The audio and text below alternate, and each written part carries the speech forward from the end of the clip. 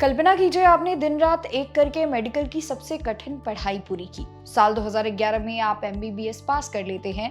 2012 में अपनी एक साल की कठिन इंटर्नशिप भी पूरी कर लेते हैं। लोग आपको डॉक्टर कहकर बुलाने लगते हैं, लेकिन आपके हाथ में आपकी असली एमबीबीएस की डिग्री नहीं है। और यह इंतजार 1 या 2 साल का नहीं, बल्कि पूरे 14 साल तक चलता है। सुनने में यह किसी फिल्म की कहानी लग सकती है, लेकिन असम की एक महिला डॉक्टर वालिया मुर्शिदा हुड्डा के साथ यह हकीकत में हुआ। सिर्फ एक आरोप के बोझ ने उनकी जिंदगी और करियर की रफ्तार को 14 साल तक रोक दिया। लेकिन आखिरकार गुवाहाटी हाई कोर्ट के एक ऐतिहासिक फैसले ने इस डॉक्टर को उनका हक वापस दिलाया है। आज की कहानी सिर्फ एक अदालती फैसले की नहीं, यह कहानी है धैर्य की, न्याय की और सिस्टम से लड़ाई की। आइए इस पूरी कहानी को शुरुआत से समझते हैं। डॉक्टर वालिया मुर्शिदा हुड्डा ने असम के डिब्रूगढ़ मेडिकल कॉलेज से 13 अन्य छात्रों के साथ एमबीबीएस में दाखिला लिया था। सब कुछ ठीक चल रहा था। उन्होंने 2011 में अपनी पढ़ाई पूरी की और डॉक्टर बनने की आखिरी सीढ़ी यानी इंटर्नशिप भी 2012 में खत्म कर ली। लेकिन तभी उनकी जिंदगी में एक तूफान आया। मेडिकल प्रवेश परीक्षा में कथित नकल और अनियमितताओं की जांच सीबीआई कर रही थी। इस मामले में डॉक्टर वालिया का नाम भी शामिल किया गया और उनके खिलाफ एक आपराधिक मामला दर्ज हो गया। अब ट्विस्ट देखिए, साल बीतते गए लेकिन अदालत में केस का कोई फैसला नहीं आया। अभियोजन पक्ष के 43 गवाहों में से 14 सालों में केवल 10 गवाहों के बयान दर्ज हो सके। सबसे बड़ी बात यह थी कि किसी भी अदालत ने उन्हें दोषी घोषित नहीं किया, लेकिन सिर्फ इस लंबित मामले का बहाना बनाकर डिब्रूगढ़ विश्वविद्यालय और कॉलेज ने उनका फाइनल एमबीबीएस पास सर्टिफिकेट जारी करने से साफ इनकार कर दिया।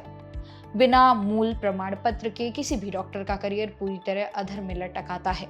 डॉक्टर वालिया को मेडिकल प्रैक्टिस करने के लिए रेगुलर रजिस्ट्रेशन पाने के लिए भी एड़ी चोटी का जोर लगाना पड़ा।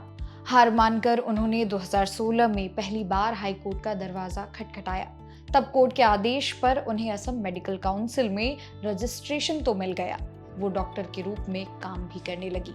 लेकिन कॉलेज ने उनका असली और अंतिम एमबीबीएस सर्टिफिकेट फिर भी दबा कर रखा। ये कितनी अजीब बात थी ना। कानूनन उन्हें डॉक्टर मान लिया गया, वो मरीजों का इलाज कर रही थी, लेकिन जिस डिग्री के लिए उन्होंने सालों मेहनत की, वो कागज का टुकड़ा यूनिवर्सिटी के लॉकर में बंद था। लेकिन कहते हैं ना कि न्याय में देरी हो सकती है, लेकिन अंधेर नहीं। आखिरकार गुवाहाटी हाई कोर्ट ने इस मामले की गंभीरता को समझा और एक ऐसा फैसला सुनाया जो देश के हर छात्र और प्रोफेशनल के लिए एक मिसाल है।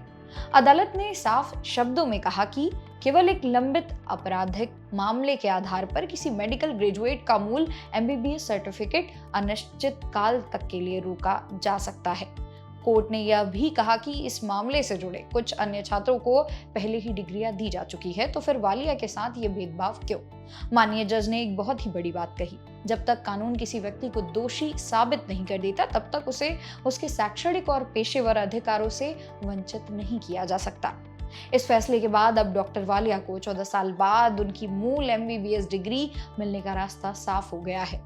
ये फैसला हमें सिखाता है कि न्याय की राह भले ही लंबी हो, लेकिन अगर आप सही हैं तो जीत आपकी होगी। दोस्तों, इस पूरे मामले पर आपकी क्या राय है? क्या किसी छात्रा की डिग्री को सिर्फ एक आरोप के आधार पर इतने सालों तक रोकना सही है? कमेंट सेक्शन में अपनी राय जरूर साझा करें। अगर आपको ये वीडियो इन्फॉर्मेटिव और दिल को छू जाने वाली लगी हो तो वीडियो को लाइक और शेयर जरूर करें। मेरा नाम है मोनाली पांडे। मिलते हैं अगली वीडियो में।